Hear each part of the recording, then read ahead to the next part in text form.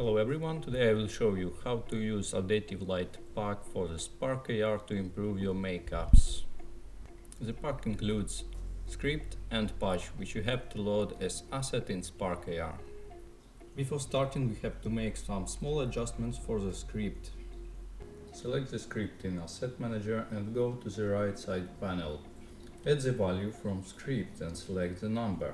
Rename the created value to the light to be the same as script name. As an example, we will use highlighter preset, which has two materials of highlighter with different blending mode and different specularity and alpha settings. To start, we have to select light script and adaptivity patch and drag and drop to the patch editor space. Then we have to do the same with the material textures. For each texture you have to make a copy of adaptivity patch. Connect the script value with light value of adaptivity patch for each texture. After this, connect the texture to the texture value of adaptivity patch. Adaptivity of each texture you can make individually, which is giving you more flexibility to control your makeup. As a final step, we have to make the diffuse input for each material and connect them with adaptivity patch.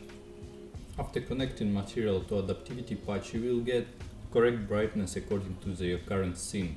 Probably you will not have the difference, because the brightness in the preview mode is good enough. But once you will create the test link and we will go to some dark area, you will see the result of working of adaptivity patch and script. So thank you for the watching. We will be appreciated if you will make any kind of feedback to improve our project in the future.